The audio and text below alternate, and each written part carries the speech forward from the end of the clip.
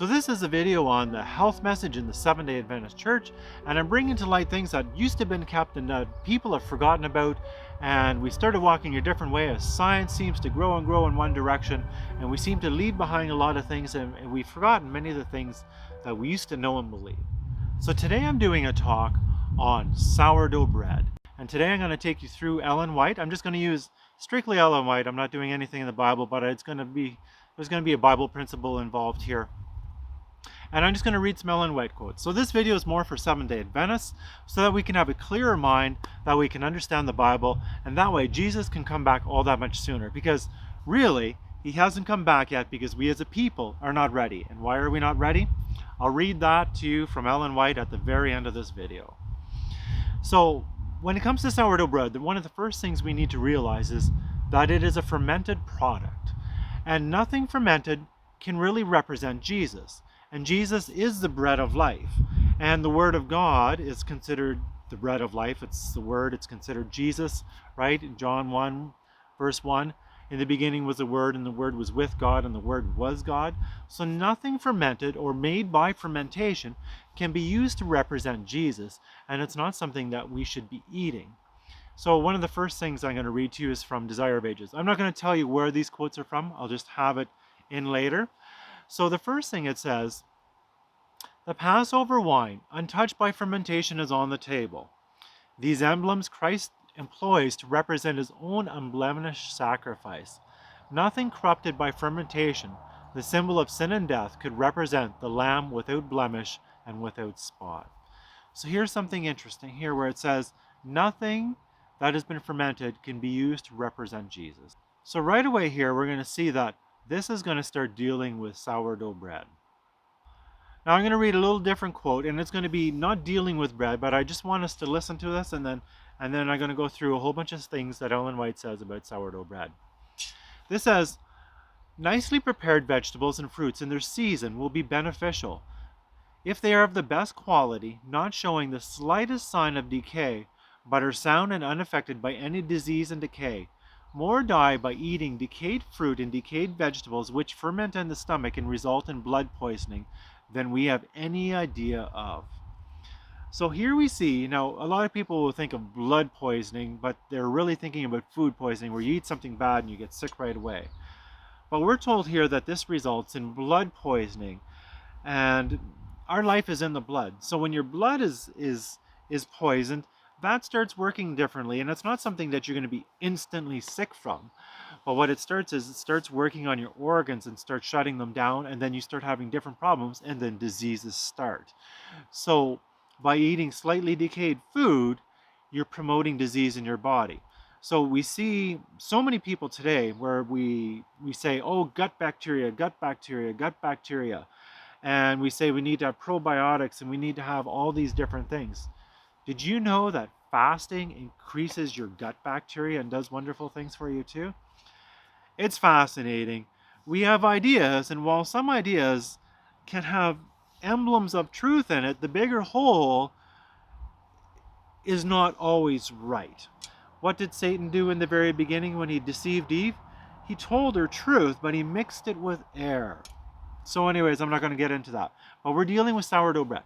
So one of the first things I need to do is let's use Wikipedia to define sourdough bread. So it's not my words, but this will be Wikipedia. You can look in a dictionary, you can do whatever you want. And instead of me having thoughts about what I think it should be, let's just use a common definition of what it is. So what makes sourdough bread sour? This is Wikipedia. The sourness of the bread that comes from acids produced in the starter.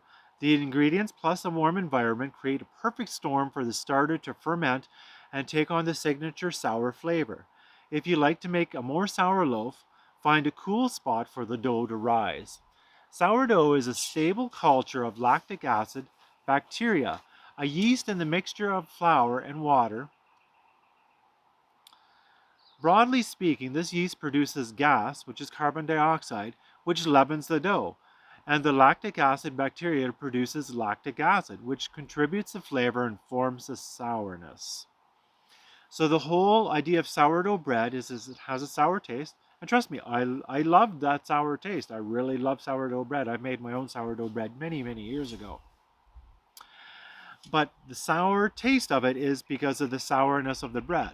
So essentially, it is a fermented bread, and it's made in this way, and it ferments the flour.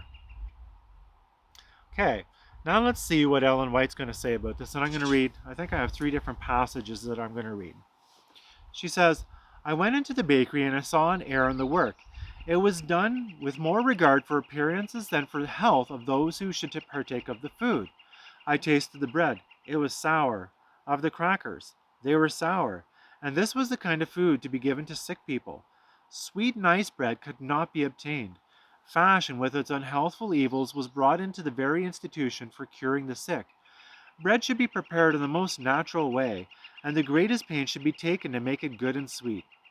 Here is a field of exercise, care and skill and faithfulness. Sour bread injures the digestive organs and makes a bad quality of blood. There is the most positive necessity for reforms in cooking. With proper care, bread may as well be made sweet as to be left to become sour and rising. In order to properly prepared, in order to be properly prepared for the stomach, bread should be thoroughly baked as well as perfectly sweet. Joseph Smith does not act from principle in his bread making, and he's preparing it in the manner that produces disease, which results in great suffering. This need not be. It is an indulgence of pride to gratify the desire of approbation. If there are any who cannot, in their position of duty, firmly and consistently carry out reforms in the sanitarium, they should be discharged, and others employed who will not follow in fashion's wake, but will, from conscientious motives, be willing to be singular. Bread is the staff of life.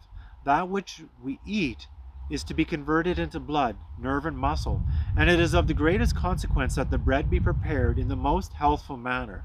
Until this object has been fully gained, there should be a persevering effort to bring about the reform.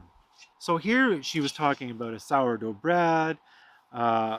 She's saying sour bread. So I'm just going to, we read the definition of what a sour bread is, and we talked about what it is, and it's not good. And all sourdough bread is sour. That's why we call it sourdough bread. So the next quote I want to read says, the Health Institute was established that we might teach persons how to cook in order to have the best food. Housewives should know how to cook good bread. We want good bread on our tables at our home. If there is a batch of sour bread, there is a cause for it. Go to these schools and be taught how to make sweet bread. So here she's talking about a bread that's being made improperly, and it can become sour. And this can be done in a couple different manners, and it probably could be done with yeast as well. But that is something that we don't want to have, is any of that sourness. So even if we make a bread that is sour made from yeast or any other method that makes a sour bread, this is not something that we want. And we also know from Ellen White that milk makes a bread sour where water makes it sweet. So we never ever want to add milk to our breads. We want to add water because that gives us a sweet bread. Because we don't want the sour breads, we want sweet breads because that is what gives us life. Now this last quote, this is kind of interesting. So it starts, it's to Ellen White's niece, Sarah Belden. Now there's 2 Sarahs in this story, so it might seem a little confusing at first because one Sarah is to tell the other Sarah how to make the bread. So when you understand that, now when I read this, it'll make more sense to you. But the bread making is transferred to Sarah, and then Sister Lucas had it given to her. All have felt much better satisfied. We had good, sweet bread. All that I condemned myself for in this matter is that, to save your feelings, I allowed the sour bread to come on my table so long. It was doing injustice to a large family of workers in order to save you from having sensitive feelings on this subject. I am sure that all was done in this line to suggest to you improvement was not always done. When it should have been done, it is injustice to the family of boarders when Sarah has, by my request, made suggestions about the dough rising, that you should have better bread when the yeast was used. You said it was too much trouble and you would go back to the old practice. So here we see specifically it says, hey, when yeast was used. So Ellen White made the suggestion to Sarah to tell Sarah to use yeast, but she didn't want to use it because it was too much trouble. It was easier to have a sourdough and then not have to go through the process of what you do with the yeast. And this is the way she did it. So now after I said that, water makes bread sweeter, I should probably read the quote from it. So you can go back earlier in Ellen White's writings. The thing is, we're supposed to study her writings. She even says we're supposed to study her writings. And I don't think a lot of people do that. So we can see the changes in the reforms that are made through time. So we can see that where she did use milk, and she talked about making a sweeter bread. Well, she said using water and milk to make a sweeter bread, and she said use sweet milk, which would obviously had sugar in it. But as we go a little further, all of a sudden we'll find quotes like this. Bread should never have the slightest taint of sourness. It should be cooked until it is most thoroughly done. Thus, all softness and stickiness will be avoided. Milk should not be used in place of water in bread making. All this extra expense is not wholesome. If the bread is thus made, is allowed to stand over in warm weather, and is broken open, there will be frequently seen long strings like cobwebs. Such bread soon causes fermentation and takes place in the stomach. Every housekeeper should feel it her duty to educate herself to make good sweet bread in the most inexpensive manner, and the family should refuse to have it upon the table bread that is heavy and sour, for it is injurious. So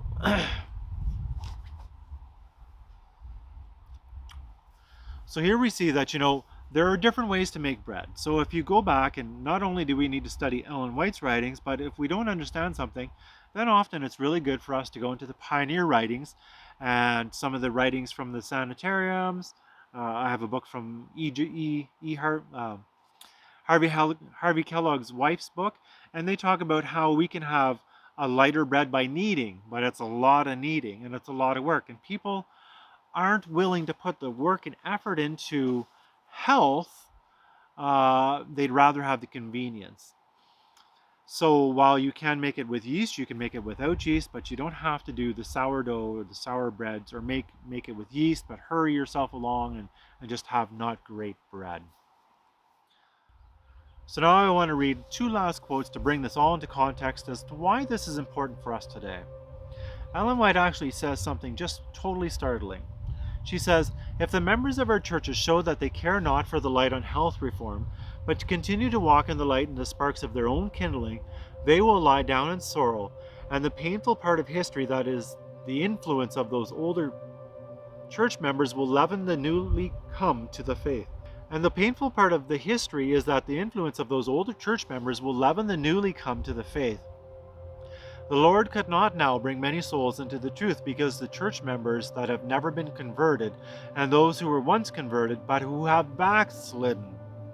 What good would these unconsecrated members do to the converts? They would make of none effect the message that God has given his people to bear. And now this last quote brings everything else into context and is beautiful. Let the pupils be impressed with the thought that the body is a temple of God in which God desires to dwell, that it must be kept pure, an abiding place of the high and noble thoughts. As in the study of physiology, they see that they are indeed fearfully and wonderfully made. They will be inspired with reverence. Instead of marring God's handiwork, they will have an ambition to make all that is possible of themselves, in order to fulfill the Creator's glorious plan. Thus they will come to regard obedience to the laws of health, not as a matter of sacrifice or self-denial, but as it really is, an inestimable